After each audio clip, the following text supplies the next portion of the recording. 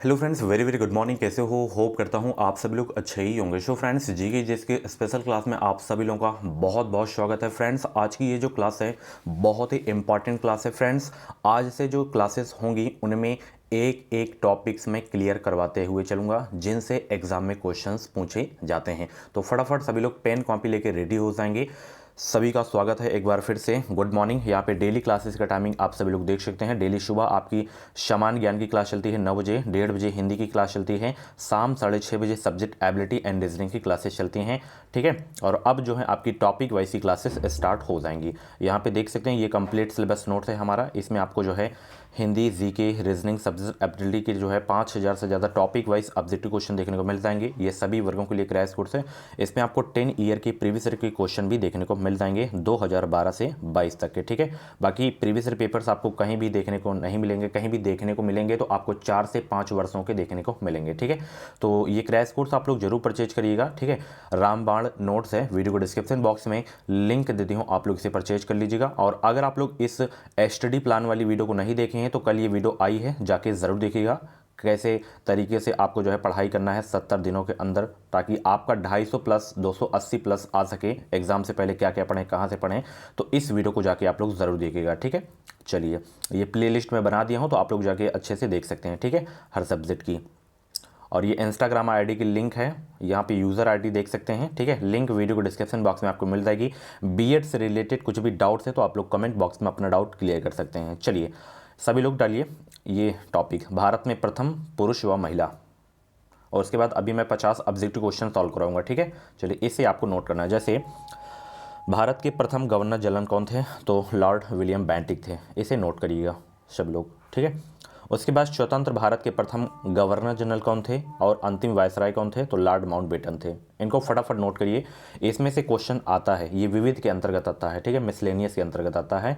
भारत में प्रथम पुरुष व महिला से क्वेश्चन आया करते हैं। ठीक है, चलिए उसके बाद स्वतंत्र भारत के प्रथम तथा अंतिम भारतीय गवर्नर जनरल पूछे तो सी राजगोपालाचारी हो जाएंगे। ठीक है, एक एक पॉइंट आपको नोट करना है। ठीक है, चलिए प्रथम वायसराय कौन थे, लॉर्ड कैनिंग थे।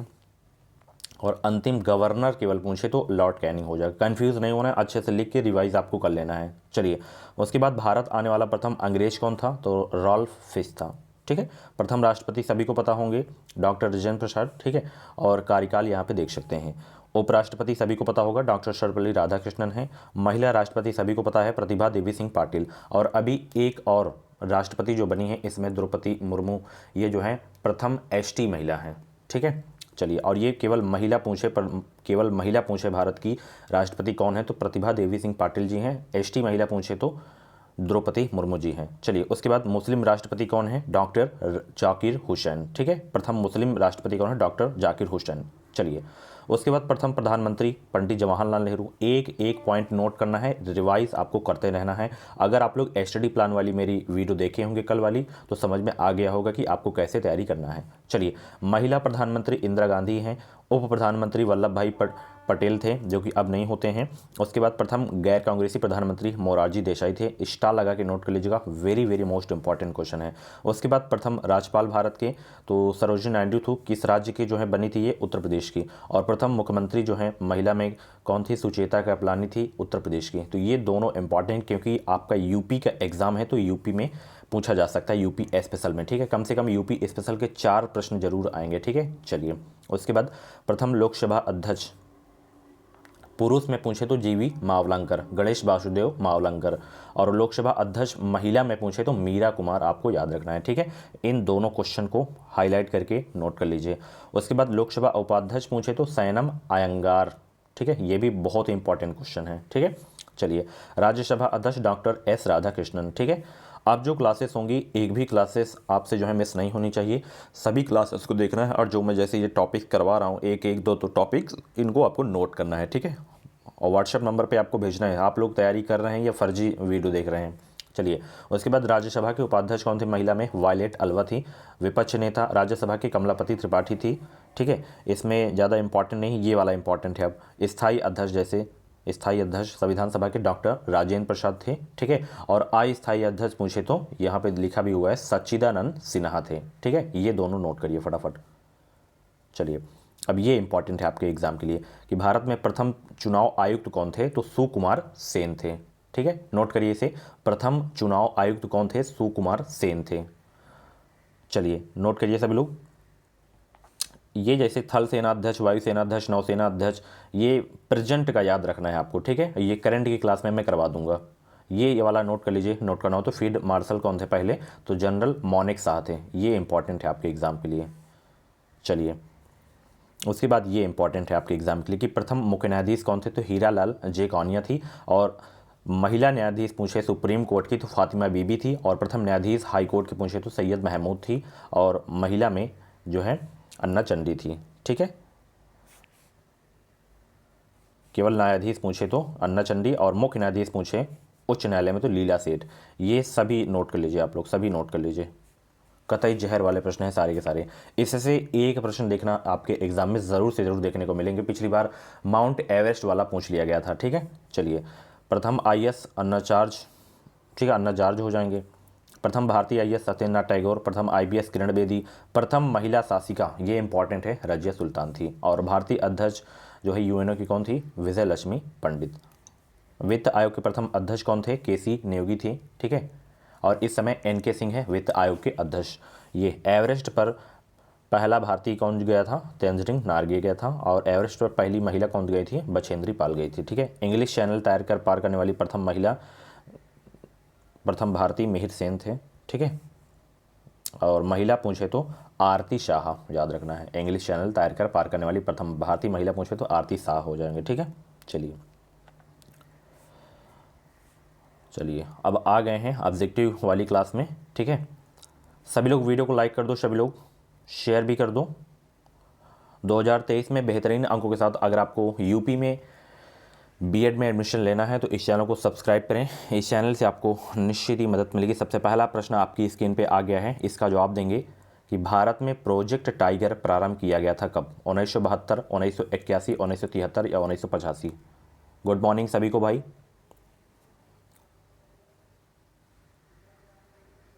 भारत में प्रोजेक्ट टाइगर प्रारंभ किया गया था, पहला का जवाब देने का प्रयास करेंगे सभी को। गुड मॉर्निंग भाई, सभी लोग वीडियो को लाइक कर दो। तो भारत में प्रोजेक्ट टाइगर जो प्रारंभ किया गया था 1973 में प्रारंभ किया गया था। ठीक है, पहला का बी आपका बिल्कुल करेक्ट हो जाएगा। फूलों की घाटी अब स्थित है कहाँ, मोस्ट इंपॉर्टेंट क्वेश्चन है आपके एग्जाम के लिए। फूलों की घाटी अब स्थित है कहाँ, स्टार लगा के नोट करिएगा सभी लोग।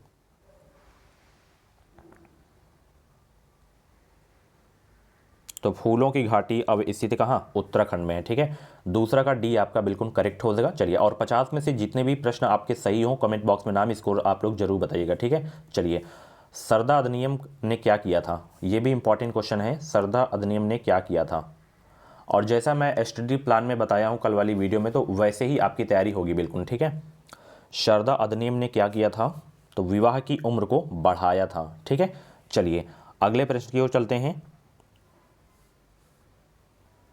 अगले प्रश्न को चलते हैं, कर भार का क्या तात्पर्य है, सभी लोग जवाब देंगे। कर भार का क्या तात्पर्य है, 4 का जवाब देने का प्रयास करेंगे। कर भार का क्या तात्पर्य है, तो कर अंततः कौन वहन करता है, यही कर भार का तात्पर्य है। 4 का ए आपका बिल्कुल करेक्ट हो जाएगा। डायस्टेस एंजाइम का स्रोत है, डायस्टेस एंजाइम का स्रोत है लाल ग्रंथि, या अमाशय, या यकृत, या अग्न्याशय। डायस्टेस एंजाइम का स्रोत है लाल ग्रंथि आपका हो जाएगा। ठीक है, लाल ग्रंथि। 5 का ए आपका बिल्कुल करेक्ट हो जाएगा। चलिए, निम्नलिखित में से किस एक में सर्वोच्च जो है विशिष्ट ऊष्मा का मान होता है, मोस्ट इंपॉर्टेंट क्वेश्चन है, डबल स्टार लगा के नोट करिएगा, कई बार एग्जाम में ये प्रश्न पूछा जा चुका है। बताएं सब लोग, निम्नलिखित में से किस एक में सर्वोच्च विशिष्ट ऊष्मा का मान होता है, तो ये होता है जल में। ठीक है, 6 का आपका डी वाला बिल्कुल करेक्ट हो जाएगा। चलिए अगला प्रश्न, माइकोप्लाज्मा जिस रोग से संबंध है वह निम्नलिखित में से किन अवयवों को प्रभावित करता है। 7 का जवाब देने का प्रयास करेंगे। माइकोप्लाज्मा जिस रोग से संबंध है वह निम्नलिखित में से किन अवयवों को प्रभावित करता है, तो ये प्रभावित करता है स्वास्थ्य संबंधी अवयवों को। ठीक है, इंपॉर्टेंट क्वेश्चन था। चलिए, ये बहुत इंपॉर्टेंट क्वेश्चन है कि समुद्र में डूबी वस्तु का पता लगाने के लिए किस यंत्र का प्रयोग किया जाता है, ये आपको बताना है। तो याद रखिएगा सोनार, सोनार यंत्र है जिसका जो है प्रयोग किया जाता है समुद्र में डूबी वस्तु का पता लगाने के लिए, ठीक है। 8वां का ए आपका बिल्कुल करेक्ट हो जाएगा। यार वीडियो को आप लोग लाइक नहीं करते हो, प्लीज़ वीडियो को लाइक तो कम से कम कर दिया करो और शेयर भी कर दिया करो, ताकि मैं मोटिवेट हूँ और भी हमारी क्लास से स्टूडेंट ज्वाइन हों, ठीक है। चलिए, सूर्य की सतह पर हाइड्रोजन के अलावा दूसरा कौन सा तत्व जो है बहुतायत में पाया जाता है? बताइए वो कौन सा तत्व है जो हाइड्रोजन के अलावा बहुतायत में पाया जाता है सूर्य की सतह पर? कंफ्यूज नहीं होना है, हीलियम आपको याद रखना है। 9 का ए आपका बिल्कुल करेक्ट हो जाएगा।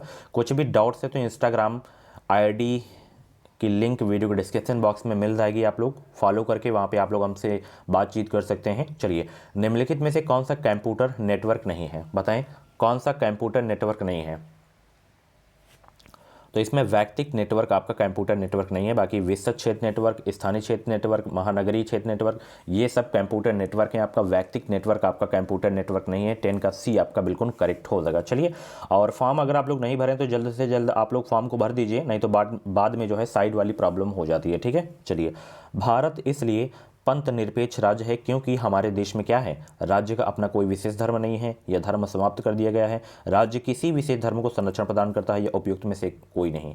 तो भारत इसलिए पंथ निरपेक्ष राज्य है क्योंकि हमारे देश में राज्य का कोई अपना विशेष धर्म नहीं है, यानी कि सभी धर्मों को स्वीकार करता है अपना भारत देश। 11 का ए आपका बिल्कुल करेक्ट हो जाएगा, ठीक है। ये बहुत ही इंपॉर्टेंट क्वेश्चन था, कई बार एग्जाम में ये क्वेश्चन रिपीट हो चुका है। चलिए आगे चलते हैं। IUCN द्वारा प्रमुख संकटाग्रस्त जीवों को कितने वर्गों में वर्गीकृत किया गया है? यहाँ पे लिख दे रहा हूँ, IUCN द्वारा। बताएं सब लोग, और इसका फुल फॉर्म एग्जाम में बहुत पूछा जाता है।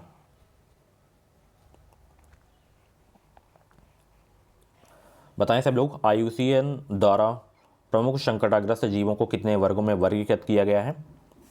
तो ये वर्गीकृत किया है 7 वर्गों में, ठीक है। इसका फुल फॉर्म लिखिए सभी लोग, इंटरनेशनल यूनियन, यूनियन की स्पेलिंग में लिखे दे रहा हूँ, UNION, for conservation, CONSERVATION, union for conservation of nature, NATURE, ठीक है। एक बार फिर से बता रहा हूँ, international union for conservation of nature, IUCN का फुल फॉर्म है, ठीक है। चलिए आगे चलते हैं। मिनी माता रोग जो है किस कारण से हुआ था? बताएं सब लोग, मिनी माता रोग किस कारण से हुआ था? क्लास के बारे में अपना फीडबैक ज़रूर दिया करें, कैसी लगती है हमारी क्लासेस, एक छोटा सा कमेंट जरूर कर दिया करें। मिनी माता रोग किस कारण से हुआ था? तो ये हुआ था पारा से, ठीक है। 13 का ए आपका बिल्कुल करेक्ट हो जाएगा। चलिए, नर्मदा बचाओ आंदोलन किस नेतृत्व में प्रारंभ हुआ था? बताएं सब लोग, नर्मदा बचाओ आंदोलन किस के नेतृत्व में आरंभ हुआ था?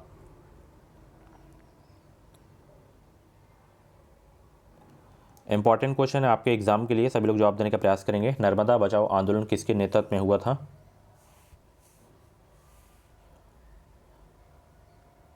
तो ये हुआ था मेधा पाटकर के जो है नेतृत्व में, ठीक है। 14 का सी आपका बिल्कुल करेक्ट हो जाएगा। अगला प्रश्न, जैव ईंधन किसके बीज से प्राप्त होता है? जैव ईंधन जो है किसके बीज से प्राप्त होता है? और पुलवामा में आतंकी हमले में शहीद हुए वीर जवानों को शत शत नमन व भावपूर्ण श्रद्धांजलि। उनके लिए आप लोग एक छोटा सा कमेंट जरूर लिखेंगे। ब्लैक डे है हमारे लिए आज।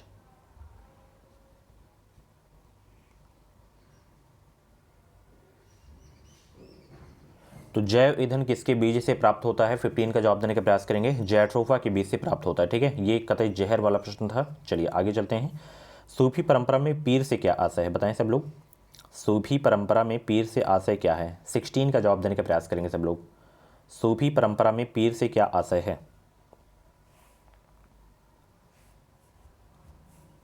सूफी परंपरा में पीर से आशय क्या है? सूफियों का गुरु। पीर का मतलब क्या होता है? सूफियों का गुरु होता है। 16 का आपका बी वाला बिल्कुल करेक्ट हो जाएगा। चलिए, गुरु गोविंद सिंह द्वारा खालसा पंथ की स्थापना किस वर्ष में की गई थी? बताएं सब लोग, गुरु गोविंद सिंह द्वारा जो है खालसा पंथ की स्थापना किस वर्ष में की गई थी? 17 का जवाब देने का प्रयास करेंगे। तो 1699 में गुरु गोविंद सिंह द्वारा खालसा पंथ की स्थापना की गई थी, ठीक है। चलिए, अच्छा प्रश्न था, आगे चलते हैं। रक्त के स्कंदन हेतु कौन सा विटामिन आवश्यक है? बताएं सब लोग, रक्त के स्कंदन हेतु कौन सा विटामिन आवश्यक है? तो विटामिन है विटामिन के, ठीक है। विटामिन बी की कमी से कौन सा रोग होता है? बेरी बेरी होता है। विटामिन सी की कमी से स्कर्वी होता है। विटामिन ई की कमी से कौन सा रोग होता है? सभी लोग कमेंट बॉक्स में छाप देंगे। विटामिन ए रतौंधी आपको याद रखना है, रेटिनल उसका रासायनिक नाम है, ठीक है। चलिए आगे चलते हैं। लाल रक्त कणिकाओं यानी कि आरबीसी का जीवन काल लगभग कितने दिन का होता है, आपको ये बताना है। आरबीसी का जीवन काल आपको बताना है, सब लोग बताने का प्रयास करेंगे। तो ज़्यादातर 120 ही ऑप्शन में देखने को मिलेगा, तो 120 ही आपको याद रखना है, ठीक है। चलिए, बिना रुकावट वैश्विक प्रसारण हेतु कम से कम कितने तुल्यकालिक उपग्रह जरूरी होंगे, बताएं सब लोग। बिना रुकावट वैश्विक प्रसारण हेतु कम से कम कितने तुल्यकालिक उपग्रह जरूरी होंगे? तो 4 उपग्रह जो है जरूरी होंगे, ठीक है। 20 का बी आपका बिल्कुल करेक्ट होगा। निम्नलिखित में से कौन सा जो है एलपीजी का प्रमुख घटक है? लिक्विड पेट्रोलियम गैस इसका फुल फॉर्म है, याद रखिएगा। कभी कभी छोटे छोटे ही प्रश्न पूछे जाते हैं एग्जाम में। तो एलपीजी का जो प्रमुख घटक है याद रखिएगा वो है ब्यूटेन, ठीक है। और लाइटर में कौन सी गैस पाई जाती है? सभी लोग कमेंट बॉक्स में छापेंगे। चलिए, निम्नलिखित में से कौन सा दिवस ऐसा है जो हर वर्ष किसी निश्चित तिथि पर नहीं मनाया जाता है? तो वो है विश्व पर्यावरण दिवस, जिसे हैबिटेट के नाम से भी जाना जाता है, ठीक है। चलिए, विश्व पर्यावरण दिवस आपका मनाया जाता है, कब मनाया जाता है? 5 जून को मनाया जाता है। आप लोग बताएं अंतर्राष्ट्रीय महिला दिवस कब मनाया जाता है? सभी लोग कमेंट बॉक्स में छापें। अंतर्राष्ट्रीय महिला दिवस कब मनाया जाता है? वीडियो को लाइक भी कर दो सभी लोग तब तक। 8 मार्च को, हाँ चलिए 8 मार्च को सही जवाब दे रहे हैं आप लोग। चलिए, राष्ट्रीय एकता परिषद का अध्यक्ष कौन है, बताएं। एनआईसी का अध्यक्ष कौन है भाई? 23 का जवाब देने का प्रयास करेंगे तो प्रधानमंत्री होते हैं राष्ट्रीय एकता परिषद के अध्यक्ष। 23 का ये आपका बिल्कुल करेक्ट हो जाएगा। ओजोन परत कहाँ पाई जाती है? मोस्ट इंपॉर्टेंट क्वेश्चन है आपके एग्जाम के लिए, सभी लोग इस प्रश्न का जवाब देने का प्रयास करेंगे। ओजोन परत कहाँ पाई जाती है? तो समताप मंडल में पाई जाती है ओजोन। मौसमी घटनाएं जो घटित होती हैं वो क्षोभ मंडल में होती हैं, ये भी आपको याद रखना है, ठीक है। चलिए, पहली बार परमाणु बम कहाँ फेंका गया था? तो ध्यान रखिएगा, पहली बार जो परमाणु बम फेंका गया था वो हिरोशिमा में फेंका गया था, ठीक है। कब फेंका गया था आप लोग कमेंट बॉक्स में जवाब देंगे।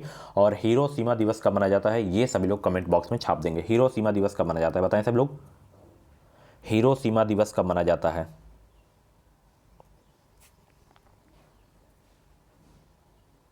6 अगस्त, बिल्कुल सही जवाब। 6 अगस्त को हिरोशिमा दिवस मनाया जाता है, ठीक है। चलिए आगे चलते हैं। युआन किस देश की मुद्रा है, बताएं सब लोग। युआन किस देश की मुद्रा है? 26 का जवाब देने का प्रयास करेंगे। युआन किस देश की मुद्रा है? चीन की है। देखिए, भारत के जितने भी पड़ोसी देश हैं उनकी राजधानी, वहाँ की मुद्रा क्या है, वहाँ की संसद का नाम क्या है, वहाँ के प्रधानमंत्री कौन है, वहाँ के राष्ट्रपति कौन है, ठीक है। ये चीज़ें आपको याद होनी चाहिए, ठीक है। चलिए, लोकसभा में धन विधेयक प्रस्तुत करने के लिए निम्नलिखित की अनुशंसा आवश्यक है। तो किसकी अनुशंसा आवश्यक है लोकसभा में धन विधेयक प्रस्तुत करने के लिए, ये आपको बताना है। 27 का जवाब देने का प्रयास करेंगे। चलिए बताएं सब लोग, लोकसभा में धन विधेयक प्रस्तुत करने के लिए निम्नलिखित की अनुशंसा आवश्यक है। तो किसकी अनुशंसा आवश्यक है? राष्ट्रपति की अनुशंसा आवश्यक है। 27 का डी आपका बिल्कुल करेक्ट हो जाएगा। निम्नलिखित में से कौन सा उपन्यास भारत के स्वतंत्रता सेनानियों के लिए प्रेरणा का स्रोत बना था? निम्नलिखित में से कौन सा उपन्यास है जो भारत के स्वतंत्रता सेनानियों के लिए प्रेरणा का स्रोत बना था? तो वो था आपका आनंद मठ। आनंद मठ के रचयिता कौन है? सभी लोग कमेंट बॉक्स में छापेंगे। आनंद मठ के रचयिता कौन है? आनंद मठ के रचयिता कौन है? कतई जहर वाला प्रश्न है। बांकिम चंद्र चट्टोपाध्याय इसके रचयिता हैं, ठीक है, नोट कर लीजिएगा अलग से। आनंद मठ के रचयिता कौन है? बांकिम चंद्र चट्टोपाध्याय, ठीक है। तो आनंद मठ इसका सही हो जाएगा। द्वितीय संगम युद्ध किस स्थान पर हुआ था? तो द्वितीय संगम जो हुआ था किस स्थान पर हुआ था ये आपको याद रखना है। कपातपुरम में हुआ था, ठीक है। चलिए, परमाणु ऊर्जा आयोग की स्थापना कब हुई? नोट करिएगा इस प्रश्न को। परमाणु ऊर्जा आयोग की स्थापना कब हुई? 30 का जवाब देने का प्रयास करेंगे। 1948 में हुई थी परमाणु ऊर्जा आयोग की स्थापना, ठीक है। चलिए, आज से आपकी थोड़ा बड़ी क्लासेस हुआ करेंगी, बट आपको मैं बता रहा हूँ, रियल बता रहा हूँ, आप लोग अब अपनी तैयारी में जुट जाएं, क्योंकि फरवरी अभी आपके पास है, ठीक है, उधर मार्च रहेगा और 24 अप्रैल को तो आपका एग्जाम है ही है। तो सरकारी सीट भाई लेना है तो कम से कम 250 अंक का टारगेट लेकर आपको चलना है, तभी आपको सरकारी सीट मिलेगी। और सरकारी सीट इसलिए मैं चिल्लाता हूँ बार बार आप लोगों के लिए, क्योंकि सरकारी सीट अगर आप में मिल गया, आपको मिल गया, तो पैसे नहीं लगेंगे। नहीं तो प्राइवेट कॉलेज मिलेगा ना तो 51,000 फर्स्ट ईयर की फीस होती है, 30,000 सेकेंड ईयर की होती है, बाकी प्रैक्टिकल का चार्ज, दुनियादारी का चार्ज लगता है, ठीक है, बहुत सारे चार्जेस हो जाते हैं, तो फिर परेशान हो जाते हैं छात्र, ठीक है। तो चलिए तैयारी में जुटे रहें, डेली जो क्लासेस होती हैं इन क्लासेस को जरूर देखिएगा। चलिए, अभिनव भारत नामक गुप्त समाज के संस्थापक कौन थे? तो वो थे वीडी सावरकर थे। ठीक है, चलिए किसने और कब दीपावली की जो है घोषणा की थी? बताएं सब लोग। 32 का जवाब देने का प्रयास करेंगे। किसने पूछे तो लॉर्ड लिन लिथगो याद रखना है, कब पूछे तो 1940 याद रखना है, दीपावली की घोषणा की थी। चलिए, देश का स्टॉक मार्केट किसके द्वारा नियंत्रित किया जाता है? देश का स्टॉक मार्केट किसके द्वारा नियंत्रित किया जाता है? सेबी के द्वारा किया जाता है। ठीक है, सेबी का हेडक्वार्टर कहाँ पे है? सेबी की स्थापना कब हुई? कमेंट बॉक्स में सभी लोग छापेंगे। RBI reserve bank of India से क्वेश्चन बहुत पूछा जाता है, जैसे कि स्थापना वर्ष याद रखना है 1935। राष्ट्रीयकरण कब हुआ था? 1949 में हुआ था। इसके फर्स्ट गवर्नर कौन थे? तो सर ऑशबॉर्न स्मिथ थे। इसके प्रथम भारतीय गवर्नर कौन थे आरबीआई के? तो सीडी देशमुख थे। इस समय शक्तिकांत दास हैं, सभी को पता है। चलिए अगला प्रश्न, किस समकालीन ग्रंथ ने शकों के नगर को स्वर्ग के रूप में वर्णित किया था? किस समकालीन ग्रंथ ने शकों के नगर को स्वर्ण के रूप में वर्णित किया है? 34 का जवाब देने का प्रयास करेंगे। तो वो हैं नागसेन की मिलन पन्हो। ठीक है, चलिए मधुमेह रोग जो है किसकी कमी से होता है ना? जबरदस्त प्रश्न। बीमारी से क्वेश्चंस आते हैं, डिजीज से क्वेश्चन आया करते हैं। ठीक है, मधुमेह रोग किसकी कमी से होता है? तो ये इंसुलिन की कमी से होता है। ठीक है, चलिए आगे चलते हैं। कम समय में पकने वाली तथा दो प्रमुख फसलों के बीच उगाई जाने वाली फसल कौन सी है? 36 का जवाब देने का प्रयास करेंगे। कम समय में पकने वाली तथा दो प्रमुख फसलों के बीच उगाई जाने वाली फसल कौन सी है? तो वो फसल है कंपोनियन क्रॉप। ठीक है, 36 का सी आपका बिल्कुल करेक्ट हो जाएगा। Very very most important question आ गया है आपकी स्क्रीन पे। अंकोर वाट कहाँ पर है? अंकोर वाट जो मंदिर है ये कहाँ पे है? तो कंबोडिया में है। डबल स्टार लगा के नोट करिएगा, ये क्वेश्चन बहुत बार एग्जाम में पूछा जा चुका है। ठीक है, हल्के में मत लीजिएगा। चंद्रमा पृथ्वी का चक्कर कितने समय में लगाता है? चंद्रमा जो है पृथ्वी का चक्कर कितने समय में लगाता है? बताएं सब लोग। चंद्रमा पृथ्वी का चक्कर कितने समय में लगाता है? 38 का जवाब देने का प्रयास करेंगे।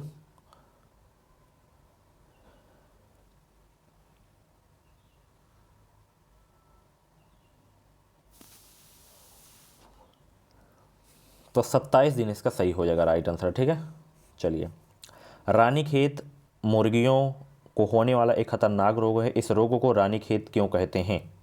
क्योंकि ये रानीखेत में शुरू हुआ था। ऑप्शन कहाँ गया? ये वाला होगा। यह सर्वप्रथम रानीखेत जिले में मुर्गियों को देखा गया था। ठीक है, आई थिंक ये राजस्थान में है। चलिए आगे चलते हैं। हड़प्पाई लिपि का सर्वाधिक पुराना नमूना 1853 में मिला। इस लिपि में लगभग 64 मूल्य चिन्ह एवं 250 से 400 तक अक्षर हैं। लिपि के सबसे बड़े लेख में लगभग 17 चिन्ह हैं। निम्न में से किन इतिहासकारों ने इस लिपि को पढ़ने का दावा किया? तो इसे दावा किए थे कि एन वर्मा और एस आर राव दोनों ने, ए व बी दोनों। ठीक है, चलिए यहाँ पे देख सकते हैं अगला प्रश्न आ गया है। बुल और बियर शब्द जो है किसके लिए प्रयोग होता है? बुल और बियर शब्द किसके लिए प्रयोग होता है? शेयर बाजार के लिए प्रयोग होता है बुल और बियर शब्द का। चलिए घाटे की वित्त व्यवस्था का क्या अर्थ है? बताएं सब लोग। घाटे की वित्त व्यवस्था का क्या अर्थ है? आय की अपेक्षा व्यय का अधिक होना घाटे की वित्त व्यवस्था का अर्थ है। 42 का बी आपका बिल्कुल करेक्ट हो जाएगा। चलिए करारोपण की नीति किसके अंतर्गत आती है? करारोपण की नीति किसके अंतर्गत आती है? औद्योगिक नीति के अंतर्गत आती है। ठीक है, चलिए भारत के किस सार्वजनिक उद्योग में सर्वाधिक निवेश किया गया है? भारत के किस सार्वजनिक उद्योग में सर्वाधिक निवेश किया गया है? सूती कपड़ा उद्योग में सर्वाधिक निवेश किया गया है। ठीक है, चलिए पनामा नहर निम्न में से किसको जोड़ती है? कतई जहर वाला प्रश्न है, स्टार लगा के नोट करिएगा सभी लोग। पनामा नहर निम्न में से किसको जोड़ती है? तो ये जोड़ती है अटलांटिक महासागर और प्रशांत महासागर को। ठीक है, सभी लोग कमेंट बॉक्स में छापेंगे। पनामा नहर निम्न में से किसको जोड़ती है? आप सभी लोगों को मैंने बता दिया है, अटलांटिक महासागर और प्रशांत महासागर को। ठीक है,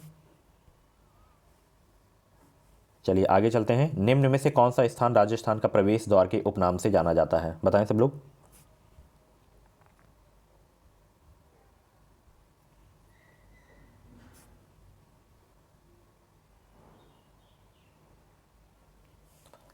तो राजस्थान का प्रवेश द्वार के उपनाम से जाना जाता है, ध्यान रखिएगा, भरतपुर है। ठीक है, चलिए भारत में योजना के विचार के प्रवर्तक हैं कौन?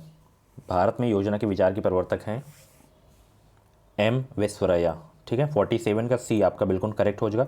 समाजवादी ढांचा किससे संबंधित है? समाजवादी ढांचा किससे संबंधित है?